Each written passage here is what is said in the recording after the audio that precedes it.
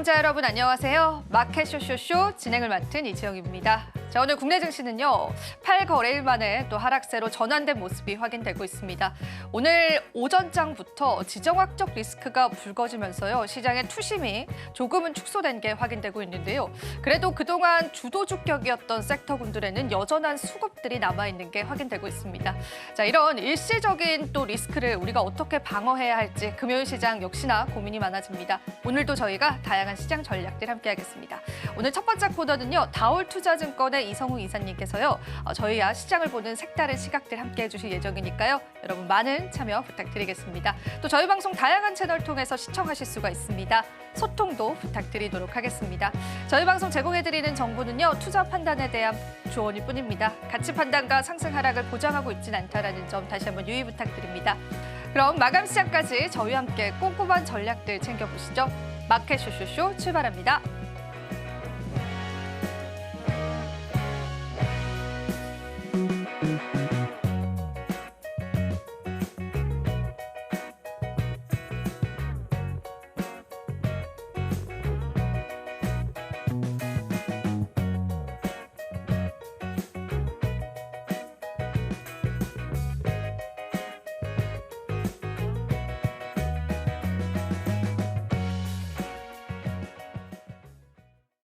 오늘의 마켓 쇼쇼쇼는 다올투자증권의 이성웅 부장님 모셨습니다. 부장님 어서 오십시오. 네, 안녕하십니까? 네, 저희 오늘 헤드라인 열어보고요. 또 시장 이야기 바로 나눠보겠습니다. 오늘 헤드라인 바로 한번 열어주시죠.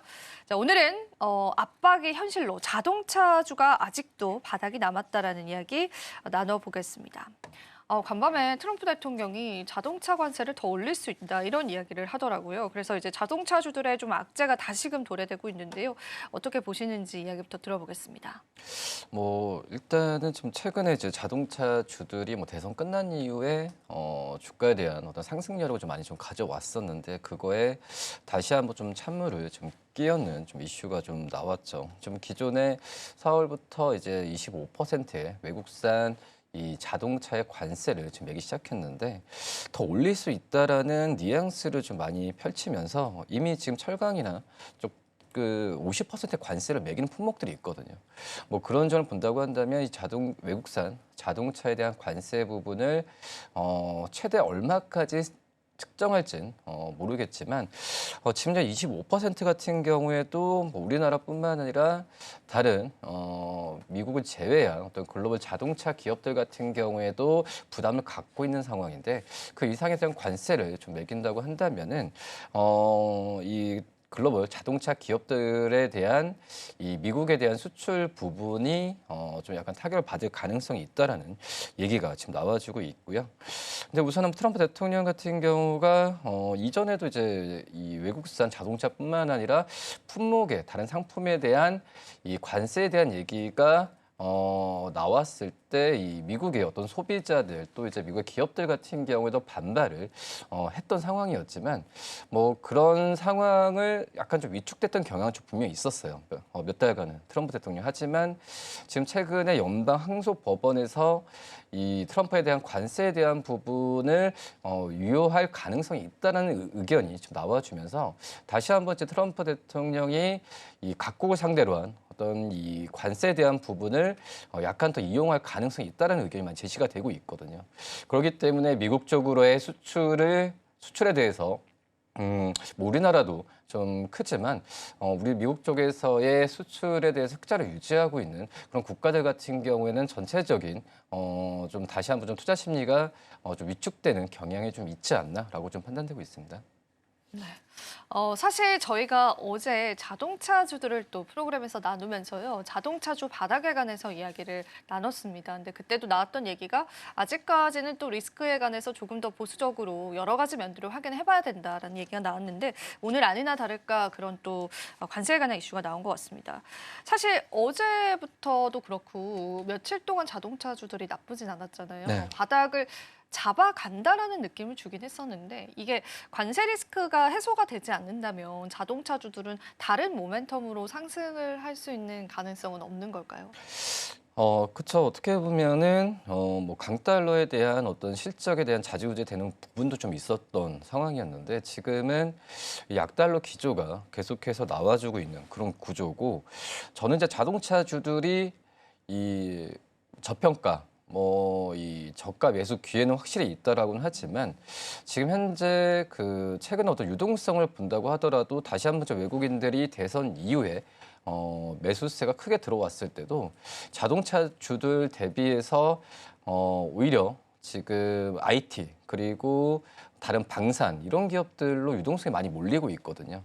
그만큼 이제 말씀하셨듯이 자동차주들에 대한 모멘텀은 좀 확실히 부족한 건 사실이다라고 좀 볼 수 있겠는데, 하지만 뭐 시적적인 측면에서 어떤 변동성을 크게 좀 가져가지 않는 게 또 자동차주의 매력이라고 좀 볼 수 있거든요. 뭐 그러기 때문에 저평가, 저가 매수 기회는 좀 얘기하고 있지만 단기적으로 주가가 좀 올라갈 수 있는 모멘텀은 좀 부족하지 않나라고 좀 생각이 되고 있고, 테슬라의 그냥 로보택시가 22일로 알고 있는데, 뭐 그거에 대한 모멘텀도 많이 지금 현재 테슬라의 주가를 본다고 했을 때도 크게 좀 반응을 안 하고 있는 걸 본다고 한다면 자동차주들의 단기적인 모멘텀은 많이 부족한 건 사실이다라고 좀 볼 수 있겠고요. 다만 이제 그나마 지금 본다고 했을 때도 뭐 전기차 쪽에서의 뭐 캐즘 현상이 계속 많이 일어나고 있긴 하지만 우리나라 뭐 제네시스도 그렇지만은 이 어떤 전기차 쪽으로 보다도 이제 하이브리드에 대한 좀 관심이 또 이제 차종에 대한 변경이 좀 있기 때문에 또 오히려 이 전기차에 대한 악재 부분을 피할 수 있다라는 부분은 좀 장점일 수는 있겠지만 실질적으로 지금 현재 자동차주들의 판매량, 그러니까 일반 내연기관차나 하이브리드 차에 대한 폭발적인 성장성을 가져갈 만한 어떤 모멘텀은 많이 부족하지 않나라는 게 사실입니다. 네. 사실 제가 또 이제 자동차 관련해서 얼마 전에 자율주행 모멘텀들도 부각을 받았기 때문에 그와 관련한 종목군들은 어떻게 보시는지 좀 여쭤보려고 했는데 같이 좀 짚어주신 것 같습니다. 사실은 그러면은 저희가 이제 부품 쪽도 얘기를 나누면 좋을 텐데 얼마 전에 현대모비스 같은 경우에는 약간 밸류 기대감으로 또 오르기도 했었잖아요. 네. 그래서 이제 자동차주들이 밸류에 관한 기대감으로 바라보기에도 관세라는 악재가 너무 큰 걸까요, 부장님? 그렇죠. 근데 어느 정도는 이 자동차 이제 부품주들은 전반 기업들 대비해서 관세에 대해서 약간 좀 리스크는 좀 줄어드는 부분은 좀 있긴 하고, 그리고 이제 어떤 국가도 현대차, 기아차가 내연기관에 집중을 하고 다른 좀 글로벌 기업, 자동차 기업들이 어떤 전기차나 또 다른 어떤 기관 종류에 대해서 차에서 집중이 있긴 하지만 자동차 부품주들 같은 경우에는 오히려 그런 리스크 부분이 아니라 어떤 전기차든 하이브리드차, 내연기관차든 이 글로벌 기업들을 대상으로 이 수출을 한다는 점에서 본다고 하면은 저는 어떤 이제 자동차에 대한 큰 악재가 나왔을 때는 전반 기업들에 대한 투자 심리가 악화할 수는 있지만 이 자동차 부품주들한테는 그런 리스크는 많이 피하지 않을까라고 좀 생각이 되고 있어서, 그렇다고 이제 자동차 전반 기업들 대비해서 자동차 부품주를 사야 된다라는 얘기는 통할 수는 있긴 하지만 실질적인 자동차 섹터에 대해서 투자 심리가 그렇게 살아나지 않는다고 한다면은 자동차 섹터에 대해서 적극적인 매수 관점을 갖는 것보다도 다른 섹터에 집중하는 거는 그게 맞지 않나라고 좀 생각이 되고 있습니다. 네. 일단 그래도 부품주 쪽에 관해서는 자동차 대표주보다는 그래도 그 리스크가 조금은 적다라고 볼 수 있겠습니다. 그러면은 혹시 조금 우리가 지금 저가 매수의 기회로 볼 수 있을 만한 그런 기업이 있다면 몇 가지 좀 짚어주실 수도 있을까요, 부장님? 뭐 일단은 지금 현재 뭐 현대차도 그렇고 뭐 기아도 그렇고 또 이제 자동차 부품주 대표적으로 이제 현대모비스 또 SL 또 이제 뭐 HR 만도 이런 기업들 같은 경우에는 최근 3년 동안에 어떤 밸류적인 측면을 본다고 한다면 확실히 좀 낮은 수준의 거래가 되고 있다라고 좀 볼 수 있겠고요. 근데 저는 이제 개인적으로 본다고 한다면 지금 시장 자체가 대선도 끝나고 또 이제 금리 인하 기조로 간다고 한다면 약간 자동차 섹터 안에서도 이 가치주라기보다도 성장주 위주로 좀 접근할 필요가 분명히 좀 있지 않을까라고 좀 생각이 좀 되고 있어서 오히려 지금 뭐 SL이나 뭐 헤드램프나 이렇게 만드는 새롭게 지금 전기차와 또 로보택시 또 자율주행 쪽으로의 접근할 수 있는 그런 기업들로 좀 살펴보는 게 맞지 않을까 생각이 되고 있어서 특히 이제 자율주행 쪽에서의 대표적인 부분 현대오토에보 뭐 이런 기업들 같은 경우가 접근하기에는 단기적인 시세는 좀 유리하지 않을까라고 좀 생각이 되면서 자동차 섹터 안에서도 뭐 안정적으로 가야겠다라고 한다면 당연히 현대차, 기아에 대한 대형 그 주들을 노려볼 만하지만 단기적인 섹터를 본다고 한다면 이 테슬라의 어떤 로보택시에 대한 기대감이 사려 있는 뭐 현대오토에버나 자율주행 관련주에 대한 종목들을 접근하는 게 맞지 않을까라고 판단됩니다. 네, 그 섹터 내에서 우리가 어떤 또 접근을 해야 되는지 기업적인 측면에서도 몇 가지 좀 짚어주셨습니다. 오늘 자동차 관세 이야기 나눠봤는데요. 투자 전략 잡는 데 도움 되셨길 바라고요. 두 번째 헤드라인도 바로 열어보겠습니다. 오늘의 두 번째 헤드라인 열어주시죠. 네, 오늘의 두 번째 헤드라인입니다. 삼성전자의 또 한 번의 믿음에 관해서 이야기를 해보겠습니다. 하나투자증권에서 삼성전자 목표 주가 상향 조정 리포트 나왔고 오늘 시장에서 관련한 관심들이 있는 상황입니다. 일단은 어떤 걸 근거로 이제 목표가 상향이 나왔는지 좀 짚어볼 수 있을까요? 일단은 이제 삼성전자도 이제 반도체 쪽에서 실적 부분이 굉장히 크기 때문에 이제 디램 가격에 대해서 이 강세에 대한 지속 부분을 지금 언급을 많이 하고 있거든요. 뭐 그러기 때문에 이제 메모리 부분 쪽에서의 이 삼성전자가 1분기 실적도 생각보다는 선방을 했어요. 근데 이게 반도체 부분 쪽이 뭐 주요에 따른 것보다도 디램 가격이나 이런 쪽이 유지가 되는 부분이 시장에서 이 우려감을 좀 불식시키고 일반적인 실적을 좀 기대를 지금 보여주었는데 2분기도 그런 추세는 계속될 가능성이 있다라는 게 최근에 좀 평가라고 좀 볼 수 있겠고요. 그리고 이제 근데 이제 어떻게 보면 이제 이 반도체 쪽에서 HBM에 대한 실적이 하반기에 본격적으로 잡혀서 실적이 좋다. 이건 아니거든요. 뭐 그러기 때문에 지금 삼성전자에 대한 하반기 실적은 큰 어떤 기대감을 갖는 것보다도 그 전에 우려했던 부분이 너무 과도하게 좀 됐기 때문에 그런 부분은 좀 목표 주가나 이런 걸 봤을 때 예전으로 좀 돌아온다는 그런 느낌이 강하지 않나라고 좀 생각이 되고 있고요. 근데 우선은 뭐 이번 주에 이 삼성전자의 목표 주가에 좀 상향 부분이 얘기 나왔지만 실제적으로 지난달까지만 하더라도 삼성전자의 이 목표 주가를 오히려 좀 낮추는 경향이 좀 있었거든요. 그러니까 하반기 실적에 대해서 개선 기대감은 있긴 하지만 이 반도체 부분 쪽에서의 뭐 실적에 대한 어떤 이제 반도체 디램 가격에 대해서 어떤 수요가 많은 것보다도 이 공급에 대한 부분을 글로벌적으로 봤을 때도 조절하기 때문에 디램 가격이 그래도 강세를 유지한다라는 평가가 좀 있어서 이런 실적에 대한 추정치는 유지를 하지만 역시 이 엔비디아에 대한 HBM에 대한 어떤 수요 또 커넥션에 대한 부분은 아직까지도 이제 물음표가 좀 있는 게 사실이거든요. 뭐 그러기 때문에 이 주가적인 측면에서 봤을 때는 증권사들이 실적으로만 본다고 한다면 그전 낮췄던 목표 주가 상향했지만 뭐 HBM이나 이쪽에서 실적 개선되지 않는다는 부분 측면에서는 목표 주가를 또 낮추는 경향이 있기 때문에 지금은 이런 두 개의 의견이 좀 엇갈리는 구간이라고 지금 판단이 좀 되고 있습니다.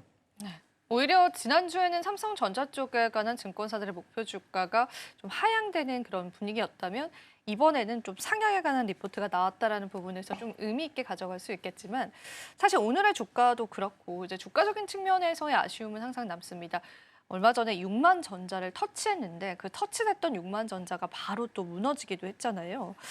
사실 삼성전자가 이제 6만 원을 터치한다라는 게 어떤 의미인지 좀 짚어보고 싶고 6만 전자를 안착할 수 있을지 여부도 좀 우리가 가격적으로 짚어볼 수 있을까요?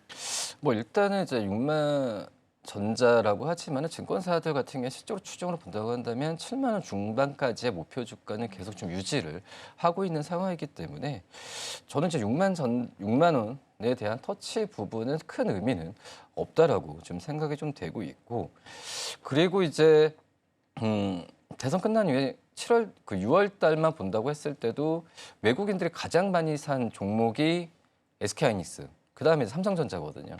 뭐 그렇기 때문에 이 저가에 대한 매력은 앞서서 말씀드렸다시피 실적은 그래도 견고하게 유지가 되고 증권사들도 목표 주가를 7만 원까지 유지를 하고 있기 때문에 주가가 삼성전자 6만 원 밑에 있었을 때는 언제든지 저가 매수에 대한 부분은 외국인들 눈에는 좀 살아있다라는 게 좀 증명이 좀 됐던 그런 상황이라고 좀 판단이 되고 있어서 큰 폭의 지금 6만 전자에 대한 부분을 안착은 저는 가능하지 않을까라고 좀 생각이 되고 있어서 6만 원 밑에서는 이 주가에 대한 매수 관점은 꾸준히 유지하는 게 좋지 않을까.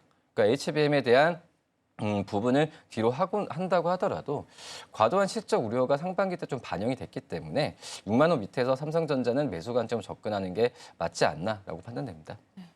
그러면 우리가 삼성전자라는 그런 기업을 이제 반도체 측면에서 조금 평가를 해봤다면 이번에는 전자기기 쪽으로 조금 이야기를 돌려보면 좋겠습니다.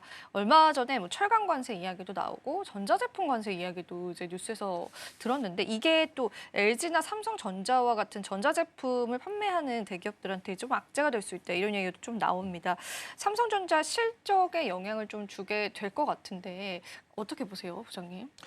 참 이제 애매모호하게 좀 얘기를 네. 한 것 같아요. 이제 그 철강 쪽에서의 이 50% 관세에 대한 부분에 있어서 이 철강이 또 얼마 들어간 제품이냐 뭐 이런 부분에 그러니까요. 따라서 이 파생 상품, 그러니까 파생 상품에 대해서 관세를 똑같이 매기겠다라고 했는데 지금은 대표적으로 근데 어떤 제품이든 이 철이 안 들어간 제품이 있을까요? 네. 저는 그 생각이 들거든요. 그렇기 때문에 좀 얄미운 어떤 그런 상황이라고 좀 볼 수 있겠는데 그렇기 때문에 이거에 대한 구체적인 내용을 어떤 이 철강과 또 얼만큼 또 포함되면 이 상품에 대해서 좀 정의를 내리는 부분을 좀 애매모호하게 말했는데 지금 현재 분위기로 본다고 한다면 좀 안 좋은 얘기지만은 이 파생 상품에 대한 범주를 계속 늘릴 가능성이 좀 있다라고 판단되고 있거든요. 근데 그 부분에 대해서 어느 순간에 갑자기 또 이제 뭐 상호관세가 이제 7월 초에 또 이제 유예가 끝난다고 한다면 또 구체적으로 이 부분에 대해서 카드로 또 들고 나올 수 있겠지만 지금 현재 본다고 한다면 50%까지 어떤 철강 제품에 대해서 매긴다고 한다면은 이거는 결국은 이제 가격을 또 올릴 수밖에 없는 상황이거든요. 근데 그 부분은 이제 미국 쪽에서의 어떤 소비자 쪽으로의 피해가 가는 상황이기 때문에 여러모로 본다고 한다면은 저는 이 우리나라 이 삼성전자와 LG전자의 가전 제품에 대해서 급속도로 갑자기 50%까지 관세를 매기기에는 분명히 좀 힘들지 않나라고 좀 생각이 좀 되고 있지만 우선 지금은 피해를 좀 우려를 과도하게 좀 우려하는 부분은 있긴 하지만 이거에 대해서 오히려 주가가 좀 반응을 하고 떨어졌을 때는 앞서서 말씀드렸다시피 매수 관점 접근하는 게 맞다고 판단되고 있거든요. 근데 이거에 대한 이 파생 상품에 대한 범주 부분은 계속해서 트럼프 대통령이 얘기를 좀 하게 된다고 한다면 주가에 대한 부분은 악재는 맞을 거예요. 하지만은 오히려 이런 부분은 역으로 좀 매수 관점으로 들어가는 게 맞지 않나라고 판단됩니다. 오히려 역으로 매수 관점으로 좀 들어가자 그렇게 또 짚어주셨기 때문에요. 일단 시장에는 큰 우려가 나오고 있고 추가 발표를 우리가 좀 기다려보긴 해야 될 것 같습니다. 근데 그 이후에 매매 전략들을 좀 잘 찾아보시면 좋겠습니다. 7월 패키지 협의 가능성도 좀 이야기를 해보겠습니다. 반도체에 관한 관세도 일부 조정이 되지 않을까 그런 얘기가 좀 나오고요. 우리가 또 신정부 출범 이후에 관세 협상에 관한 기대감들도 물론 있습니다. 그래서 이 7월 달에 협의 가능성들 때문에 또 삼성전자를 좋게 봐도 괜찮지 않을까라는 의견은 어떻게 보실까요? 글쎄요, 이제 패키지 쪽에서의 어떤 구체적인 어떤 로드맵이나 이런 부분이 나오는 어떤 얘기만 들린다고 본다고 한다면 분명히 주가에는 환기적인 측면에서는 긍정적일 수가 있다라고 좀 판단이 좀 되고 있는데, 근데 하지만은 이 삼성전자 쪽으로의 어떤 드라이브나 지금 모멘텀을 본다고 한다면은 그건 패키지는 좀 중요한 건 아닌 것 같아요. 결국은 이제 엔비디아 쪽에서의 뭐 HBM, 포나 이 부분에 대한 연결고리가 더 강하게 있어야 어떤 삼성전자에 대한 매수 관점을 적극적으로 더 유지를 좀 해야 되지 않나라고 좀 생각이 좀 되고 있고요. 지금 현재 본다고 하더라도 어떤 지금은 미국 쪽에서는 삼성전자에 대한 인식이 오히려 지금 현대차나 이런 그룹들 같은 경우는 적극적으로 미국의 어떤 요구사항을 많이 받아들이고 있긴 하지만 삼성전자는 그렇게 적극적으로 하지 않는 상황이거든요. 뭐 그러기 때문에 이런 로드맵이나 이런 부분에 있어서 외국인들 눈에는 삼성전자가 그렇게 매력적인 것보다도 오히려 지금 앞서서 저희가 섹터 다루었듯이 이 자동차 쪽으로의 종목에 대한 부분을 오히려 더 관심을 삼성전자 비교하면은 외국인들 눈에는 더 좋아 보이지 않을까라고 좀 생각이 되고 있어서 이 삼성전자 패키지에 대한 그런 좀 과도한 호재라기보다도 저는 좀 이렇게 이벤트로 끝나지 않을까라는 좀 생각이 많이 되고 있습니다. 주가에 관한 영향력들은 좀 미비할 것이다. 그렇게 조금 해석을 해보시면 좋겠습니다. 오늘 삼성전자 리포트 나온 김에 또 저희가 삼성전자에 관해서 다양한 시장 관점들 나눠봤습니다. 그럼 마지막 헤드라인 좀 열어보겠습니다. 오늘의 세 번째 헤드라인도 바로 열어주시죠. 세 번째 헤드라인입니다. 정책도 끌어주는 K원전. 과연 어디까지 상승할 수 있을까요? 사실 어제 미국의 오클로와 한수원의 SMR 계약 체결에 관한 얘기가 좀 나왔고 뉴욕 증시에서도 어제장에서는 오클로가 굉장히 큰 상승이 나와줬는데 오늘은 살짝 쉬어가는 느낌이 들긴 하거든요. 근데 원전주도 전반적으로 어떻게 보시는지 좀 짚어보겠습니다. 근데 좋은 부분은 앞서서 말씀드렸다시피 미국의 원전주들도 좀 강세를 보여주고 있고 그 부분을 이제 우리나라 원전주들도 같이 따라가고 있는 모양을 지금 나타내주고 있거든요. 뭐 그렇기 때문에 어떤 계약적인 측면에서 우리나라가 수주를 많이 받는다 이런 부분보다도 향후에 추가적인 더 이제 미국 쪽에서 수주나 또 이제 뭐 체코 쪽도 그렇지만은 이 수주에 대한 기대감이 계속해서 자리 잡을 가능성이 좀 있다라고 좀 생각이 되고 있고 그리고 지금 현재 본다고 하더라도 이 미국 쪽에서도 트럼프 대통령도 이 탈원전에 대한 완화 정책을 계속 지속할 가능성이 있다라고 좀 생각이 되고 있는데 뭐 우리나라도 대선 새롭게 좀 부임한 대통령 같은 경우에도 그전에는 이제 원전보다도 약간 태양광과 풍력 쪽으로의 얘기를 했지만 지금은 이제 뭐 최근에 체코 총리와도 뭐 통화를 했던 걸 본다고 한다면 이 원전 쪽으로의 그 어떤 새로운 정책이나 이런 부분을 내놓을 가능성이 있다라고 좀 생각이 되고 있거든요. 그렇기 때문에 어떤 실적이나 뭐 이런 부분은 둘째 치더라도 저는 글로벌적인 정책 부분에 있어서 이 원전 관련주들이 지금 많이 좀 수혜를 받을 가능성이 있기 때문에 당분간은 외국인들에 대한 매수 관점도 꾸준하게 좀 들어올 가능성이 좀 있지 않을까라고 좀 생각이 좀 되고 있고요. 그리고 결론은 트럼프 대통령도 얘기하고 우리나라 새롭게 부임한 대통령 얘기하지만 결국은 AI 쪽에서의 대세에 대한 부분에 있어서 전력에 대한 필요성이 기본적으로 깔려 있거든요. 그렇기 때문에 원전이든 어떤 뭐 태양광 풍력 등 새로운 재생 에너지에 대한 법안 같은 경우에는 향후에 몇 년 동안은 계속해서 좋게 어떤 예산 편성이나 이런 부분 할 가능성이 있다라고 지금 생각이 되고 있기 때문에 그래도 이제 지금 원전 쪽에서의 관련된 기업들이 주가가 많이 신고가를 치고 하는데 저는 오히려 이런 종목들이 오늘처럼 어떤 차익실이 나왔을 때는 또 매수 관점으로 접근하는 것도 나쁘지 않다라고 좀 판단됩니다. 오히려 오늘같이 차익 실현이 나왔을 때 매수 관점들 긍정적으로 보셨습니다. 그러면은 이제 가장 궁금한 부분들은 저희가 이제 원전주 바라볼 때 지금까지의 대장주와는 어제는 또 결이 다르게 오르더라고요. 그래서 어떤 종목군들을 지금 시점에서는 공략을 하는 게 좀 좋을지 기업적으로도 좀 짚어주실 수 있을까요?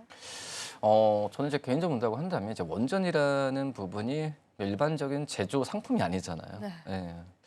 대부분 본다고 했을 때도 원전 쪽에서의 이 수주를 받고 또 최종적으로 그 플랜트가 완성되는 기간 같은 경우도 최소 10년이거든요. 뭐 그런 점 본다고 한다면 지금 현재 이제 원전 쪽은 크게 좀 네 단계라고 좀 볼 수 있겠는데 첫 번째가 이제 설계, 또 제조, 그다음에 이 어떻게 보면 건설하고 그다음 마지막에 이제 관리를 해야 되는 건데 이 제조하는 게 우리나라 대표적인 게 두산 에너벨리티고 그리고 이 건설 쪽을 하는 게 대표 수혜를 받았던 게 이제 현대건설이라고 볼 수 있거든요. 그리고 최초의 어떤 설계 쪽에서의 하는 기업이 그다음에 후발주자로 좀 한정 기술 최근에 많이 좀 올라가고 있는 상황이고 그다음에 마지막 이 유지 보수와 관리를 대표적인 기업이 바로 이제 한정 KPS인데 오히려 지금 현재 원전 쪽과 관련되면서 어떤 기업들을 또 이제 찾아봐야 되냐고 했을 때 저는 어떤 대형주 위주로 접근하는 게 1차적으로 맞다. 근데 두산 에너빌리티 그리고 현대건설은 주가 좀 많이 좀 갔던 좀 경향은 좀 있긴 하지만 오히려 지금 앞서서 설계 쪽에서의 강점이 있는 이 한정 기술이나 또 이제 이 어떤 유지 보수 쪽에서의 대표 기업이 한정 KPS 같은 경우는 주가가 생각보다는 이 앞선 두 기업들 대비해서는 잘 못 갔던 경향이 좀 있거든요. 그렇기 때문에 이런 한정 기술이나 또 한정 KPS 이런 기업들에 대한 관심을 좀 꾸준하게 좀 가져가야 되는 게 맞지 않을까라고 좀 생각이 되면서 원전에서 어떤 기업들을 살펴보냐가 아니라 이 큰 맥락에서 주가를 좀 접근하는 게 맞지 않나라고 좀 생각이 됩니다. 기업적으로 접근을 했었을 때는 실질적으로 사업을 영위하고 있는 기업들을 우리가 계속 눈여겨보는 게 좋을 것 같습니다. 그러면은 이제 저희가 이제 전반적인 섹터의 긍정 흐름들을 좀 짚어보고 싶어요. 부장님, 사실은 이재명 정부가 출범을 하면서 원전이 조금 소외되진 않을까라고 생각을 했는데 지금 횡보를 보면은 원전 부지를 이제 실질적으로 네. 찾기 위해서 시행하는 등 원전에 관해서 충분히 이제 긍정적으로 바라보는 것 같습니다. 그런 반면에 그동안 우리가 이재명 정부가 들어오면은 다른 친재생 에너지들이 상승할 것이다라고 봤는데 이쪽 섹터는 좀 소외가 되는 걸까요? 라고 좀 묻는다면 어떤 답을 주실 수 있으세요? 우선 저는 원전, 뭐 태양광, 풍력 어떤 구분 없이 같이 추진할 가능성이 있는데 저 원전이 왜 먼저 치고 가냐?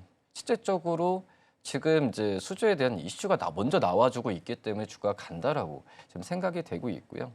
뭐 그런 점을 본다고 한다면은 앞서서 이제 태양광과 어떤 그 약간 풍력 쪽은 이 대선 전후로 약간 정책 관련주로서 좀 많이 갔던 경향은 좀 있는데 결국은 본다고 한다면 이 원전 같은 경우에는 이제 글로벌적인 공조가 지금 현재 가능한 그런 구조로 가고 있기 때문에 당분간은 이제 원전 쪽에서의 관련 기업들이 모멘텀이 이제 확실히 살아 있다라고 좀 생각이 되고 있거든요. 그렇기 때문에 원전 쪽에서의 관련 기업들은 당분간 태양광과 어떤 풍력 대비해서는 계속 갈 확률이 높다라고 좀 판단이 되고 있고, 그리고 이제 뭐 태양광과 뭐 풍력 같은 경우에 뭐 비교를 했을 때는 원전 대비해서는 모멘텀 많이 부족하겠지만 그나마 좀 풍력 같은 경우가 미국 쪽, 그러니까 우리나라보다도 이 미국 쪽에서의 수출 비중이 굉장히 좀 높거든요. 근데 태양광 같은 경우에는 좀 약간 좀 부담스러운 부분은 이제 중국과의 어떤 모듈 가격 경쟁이나 이런 부분이 어떤 미국이 중국 쪽을 좀 견제하는 움직임 쪽으로의 우리나라 모듈 기업들의 수혜가 받을 가능성이 있다라는 의견이 있었는데 다시 한번 좀 미국과 중국도 얘기를 하고 있잖아요. 화해 무드. 그렇기 때문에 이제 태양광 쪽에서의 이런 기대감으로 주가가 좀 계속해서 랠리가 펼치는 부분은 좀 시간이 좀 걸리지 않을까라고 좀 생각이 좀 되고 있습니다. 그러니까 일단 당장은 또 태양광과 풍력처럼 우리가 이제 대선 이전에 정책 관련주로 올라갔었던 그런 신재생 관련주들은 지금 정책이인데요. 아직은 조금 더 시장에서 좀 두드려 봐야 되는 부분들이 많은 것 같습니다. 참고를 좀 해보시면 좋겠고요. 그리고 저희가 이제 SMR 쪽 그 소식이었잖아요. 오늘 뉴스를 다뤘던 게. 그래서 한수원 태국 등의 동남아 SMR 시장 역시도 이제 본격적인 진출 신호탄이 있었습니다. 단기 성과가 기대되는 신시장은 어디일지 좀 짚어보고요. 그에 따른 수혜 기업들도 같이 한번 좀 짚어보고 싶습니다. 일단은 좀 SMR 쪽 같은 경우에는 저는 아직까지도 우리나라가 어떤 기술력이나 이런 것보다도 지금 새롭게 지금 기술 개발하고 시작하는 단계라고 좀 판단이 좀 되고 있거든요.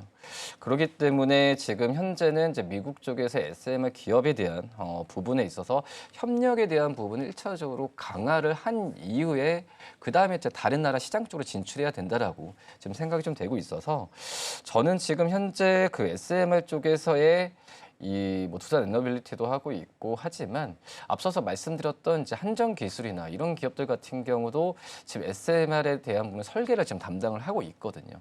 뭐 그러기 때문에 이런 기업들에 대한 새롭게 지금 SMR 쪽에 투자를 하는 기업들에 대한 어떤 그 관점을 매수 관점을 해야 된다라고 좀 생각이 되고 있고, 그리고 이제 뭐 체코 쪽에서의 수주에 대한 부분에 있어서 이쪽이 이제 SMR과의 어떤 그 수주 금액에서 얼만큼 차지하냐. SMR 쪽에서 시장 부분에 있어서 얼만큼 수주 금액에 대한 매출로 자리 잡냐 부분 같은 경우에도 좀 계속 살펴봐야 되는 게 맞지 않나라고 좀 생각이 되고 있는데 결국 이제 뭐 체코에 대한 부분에 있어서 이 다른 이 동유럽이나 이쪽에서의 시장 자체가 1차적으로는 연계 효과가 있을 거라고 좀 생각이 되고 있고 아직까지는 이제 원전에 대한 부분 같은 경우는 지금 뭐 중동이나 어떤 뭐 아프리카 어떻게 보면은 이제 돈이 그 원전에 대한 부분 돈이 많이 들기 때문에 새로운 시장을 개척한다는 것 자체가 좀 약간 힘들긴 해요. 그렇기 때문에 오히려 미국이나 유럽을 중심으로 한 선진국 시장 쪽으로의 진출 부분이 이제 시작이기 때문에 그쪽이 신시장이지 뭐 새로운 시장을 들어가는 것 자체는 아직까지는 좀 지켜봐야 된다라고 판단됩니다. 예, 이렇게 해서 저희가 마지막 헤드라인까지 살펴봤고요. 이제는 또 부장님에게 우리 시장에 관한 한 줄평 이야기를 좀 들어보겠습니다. 오늘은 확실히 쉬어가는 장세입니다. 코스닥이 3%의 낙폭세를 보여주고 있는데요. 한 줄평으로 어떻게 시장을 표현해 볼 수 있을까요? 일단은 오늘은 단순 타익 같아요. 그러니까 약간은 좀 주가 좀 많이 올라온 상태에서 시청자분들께서도 많이 좀 불안하셨을 거예요. 맞아요. 오늘. 그래서 약간 네. 이런 표현을 하면 모르겠지만 울고 싶은데 이제 따기를 맞은 아. 경우처럼 오늘 시장 같은 경우는 약간 좀 불안했던 그런 좀 우려에 대한 부분이 좀 과도하게 좀 나왔다라고 좀 생각이 되고 있고요. 근데 과도했다라는 것보다도 좀 지켜보는 게 맞다라고 좀 생각이 되고 있어요. 왜냐하면은 이 최근에 외국인들의 매수세가 그 전에 어떤 매수세랑은 좀 질이 많이 틀리거든요. 그러니까 대선 이후에 어떤 정책에 대한 기대감 뭐 이런 부분에 있어서 외국인들이 그 전에 우리나라 기업들에 대해서 매수 관점을 저가하는 게 아니라 기대감으로 많이 들어오고 있기 때문에 오히려 좀 외국인들의 매수 랠리가 오늘 좀 그 순매도하지만 그동안에 매수했던 걸 본다고 한다면 미미하거든요. 추가적인 매수 랠리가 더 이어질 거라 판단되고 있고 그리고 작년 7월부터 본다고 하면은 1년 동안 외국인들 순매도 40조 정도 됐어요. 근데 뭐 최근에 뭐 10조도 안 되는 그런 매수세가 들어온다고 했을 때 많이 들어왔다라는 느낌은 많이 안 들거든요. 아, 그렇군요. 네. 그렇기 때문에 지금 현재는 뭐 3,000포인트 간다. 3,000포인트가 어떤 이 저항선이다. 이건 의미가 없다라고 좀 생각이 되고 있고요. 오히려 지금 그 5년 동안의 어떤 PAR 뭐 구조로 본다고 하더라도 저는 충분히 3,000포인트 넘다고 하더라도 뭐 저가라기보다도 저평가 구간이라고 좀 생각이 되고 있어서 이 개별적인 어떤 종목들에 대해서 이 확신 있는 그런 기업들 같은 경우는 적극적으로 매수해야 되는 게 오히려 오늘 같은 장세가 이 기회이지 않나라고 판단됩니다. 네, 이렇게 해서 저희가 오늘 시장에 관한 한 주평까지 부장님과 이야기 나눠봤습니다. 오늘도 다양한 투자 전략들 함께 해봤습니다. 부장님 도움 말씀 고맙습니다. 네, 감사합니다.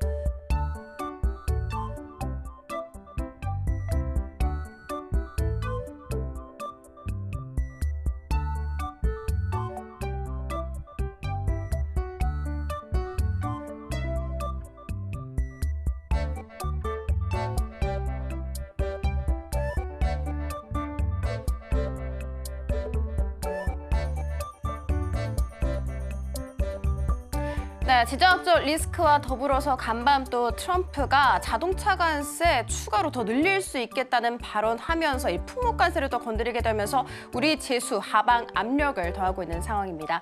오늘 우리 양시장 같은 경우에는요, 나란히 상승 출발했거든요. 그런데 나란히 하락 전환을 해서 지금 현재 장중 저점 부근을 지나가고 있는 상황입니다.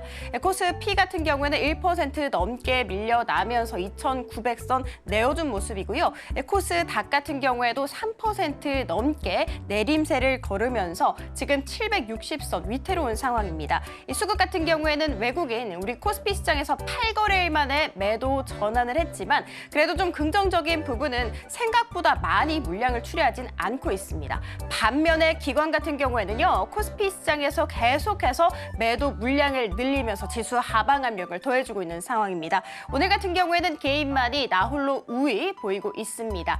환율 같은 경우에는 이 지정학적 리스크로 인해서 1,370원대까지 반등을 한 상황입니다. 자, 그러면 오늘의 특징주 하나씩 이야기해 보도록 하겠습니다. 오늘의 첫 번째 특징주는 CJ ENM입니다. NH투자증권에서 목표 주가를 73,000원에서 94,000원으로 상향 조정을 했고 투자 의견은 매수를 유지를 했습니다. 자, 2분기 실적 좋을 것으로 예상을 하고 있어요. 2분기 매출 같은 경우에는 1조 3천억 원을 기록을 해서 전년 동기 대비해서 16% 늘어날 것이며 영업이익 같은 경우에는 471억 원을 기록을 해서 전년 동기 대비해서 33% 늘어날 것이라고 했습니다. CJ ENM의 사업 구조는 크게 세 가지로 나뉩니다. 미디어, 콘텐츠, 음악인데요. 하나씩 살펴보도록 할게요. 미디어 같은 경우에는 프로야구 개막했죠. 이에 따라서 광고는 점진적으로 회복세를 그릴 것이라고 이야기했습니다.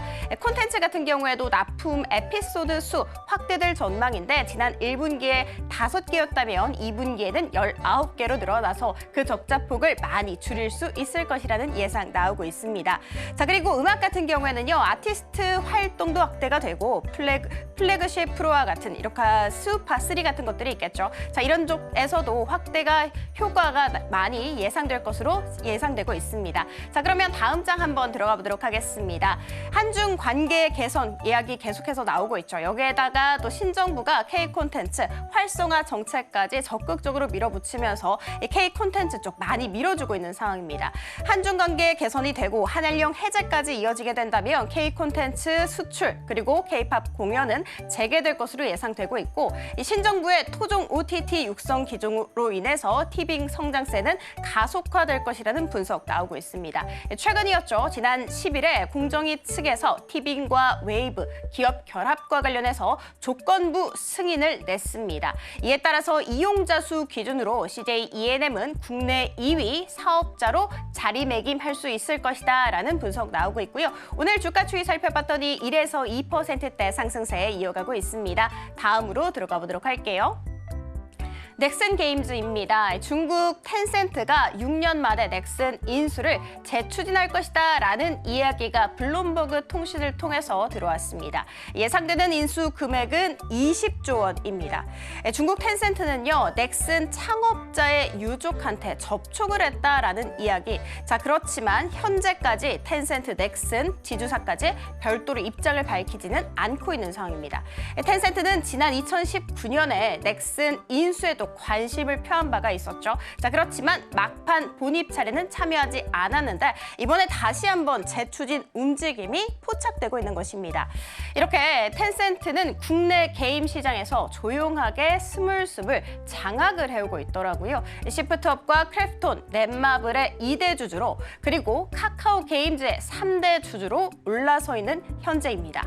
중국 자본에 대한 반감이 사실 있잖아요. 그래서 그동안은 2대 주주로 호흡을 조정해 왔던 것이라고 분석 나오고 있습니다. 다음 장 들어가 보도록 할게요. 자, 그렇지만 이번에 아예 정말 넥슨 인수를 추진을 하게 된다면 우리 한국 게임 시장을 장악하겠다는 그 야망을 노골적으로 드러낸 것이라는 분석 나오고 있습니다. 실제로 최근이었죠. 중국 텐센트가 하이브가 보유하고 있는 2천억 원 규모의 SM 지분을 전량 취득을 하면서 카카오 엔터에 이어서 실질적인 2대 주주로 이름 올렸습니다.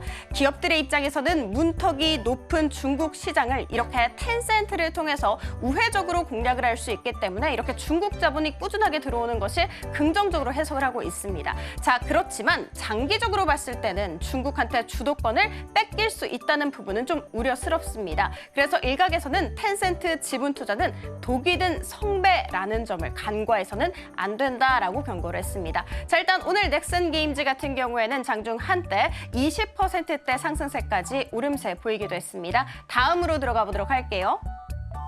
풍산입니다. NH투자증권에서 목표 주가를 92,000원에서 115,000원으로 20% 상향 조정을 했고 투자이익은 매수로 유지를 했습니다. 자, 2분기 영업이익 추정치 살펴봤더니 1,030억 원을 제시를 했더라고요. 전년 동기 대비해서 36%가량 줄어듭니다. 자, 그렇지만 그것은 기저효과 때문, 그러니까 기준점이 높기 때문이라고 분석을 해서 직전 분기와 비교를 해야 한다라면서 이야기를 했던 것이 방산 수출 증가로 인해서 1분기보다 그 영업이익은 47%가량 늘어날 것이라고 분석을 하고 있습니다. 자, 그리고 풍산이 지금 현재 국내 유일의 탄약 생산 업체라는 점에 주목을 해야 한다라면서 실제로 풍산 같은 경우에는 소구경과 대구경 정말 다양하게 탄약들을 생산하고 있다는 부분 체크. 자, 그리고 작년 같은 경우에는요, 글로벌 탄약 수요가 급증함에 따라서 역대 최대 실적을 써내린 바가 있었죠. 올해도 그 성장세는 지속될 것이라는 분석 나오고 있습니다. 자, 그리고 다음으로 들어가 보도록 하겠습니다.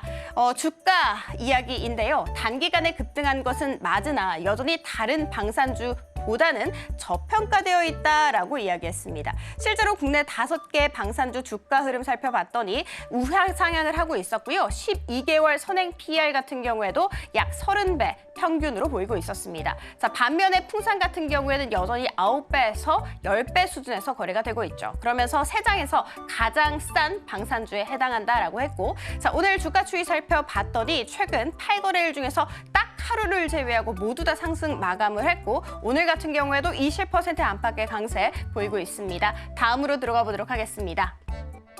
국내 테마탑 3이고요. 에너지 해운, 방산입니다. 이스라엘 공군이 이란 군 및 핵시설 수십 곳을 공습했다라는 소식이 들어왔죠. 이에 따라서 이스라엘 같은 경우에는 특별 비상사태를 선포한 상황입니다. 저지를 좀 해줄 줄 알았던 미국 입장에서 관여하지 않겠다라고 이야기를 한 상황. 흥구석유와 흥하해운 같은 경우에는 상한가를 터치하게 됐고요. 한일단조 같은 경우에도 두 자릿수 상승세 보이고 있습니다. 다음으로 들어가 보도록 하겠습니다.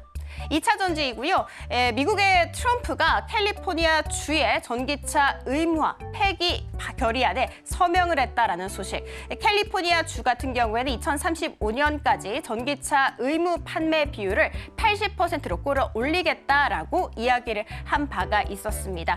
당연히 캘리포니아 입장에서는 트럼프 즉각적으로 소송을 제기한 상황이고요. 그랬음에도 불구하고 테슬라 2% 내림세 보이면서 마감. LG 에너지 솔루션과 삼성 SDI LNF 같은 경우에도 2에서 6%대 내림세 지금 현재 걷고 있습니다. 다음으로 들어가 보도록 하겠습니다. 남북 병협과 철도인데요. 이재명 대통령이 한반도 리스크를 한반도 프리미엄으로 바꾸겠다라면서 남북 대화 채널 빠르게 복구하도록 노력하겠다. 자, 그래서 아난티와 조빅, 코데즈 컴바인 같은 경우에는 3에서 4%대 강세를 이어가고 있지만 대부분 종목들이 음봉 전환을 하거나 윗꼬리를 길게 달고 있다는 부분 체크해드리도록 하겠습니다. 자, 그리고 다음은요. 들어가 보도록 하겠습니다. 네, 지금까지 은혜로운 섹터 함께 살펴봤고요. 지금까지 다음 코너에서 이어집니다.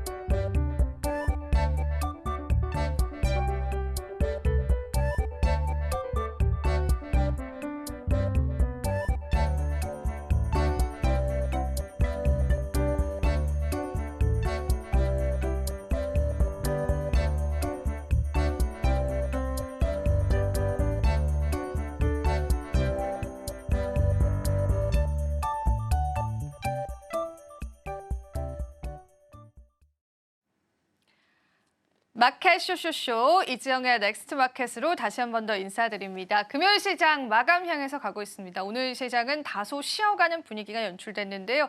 자, 우리 시장 이번 주를 마감하고요. 다음 주에 어떤 시장의 흐름도 있을지 저희와 함께 바로 짚어보도록 하겠습니다.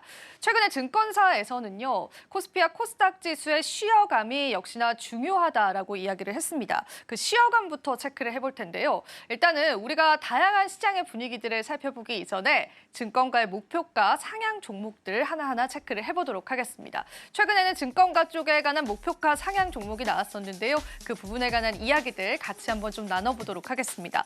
일단 앞서서도 언급해드렸듯이 첫 번째는 삼성전자가 될 거고요. 하나투자증권에서 삼성전자에 대한 목표 주가를 상향 조정했습니다. 기존 73,000원에서 79,000원으로 상향 조정된 게 확인이 됐고요. 어떤 부분들 때문에 상향 조정했는지를 먼저 체크해드리겠습니다. 2분기 바닥 그리고 하반기 반등에 관해서 이야기를 했는데요. 일단 실적적으로 좀 뜯어보겠습니다. 2025년도 2분기 같은 경우에는 영업이익률이 6.1조 원을 나타냈고요.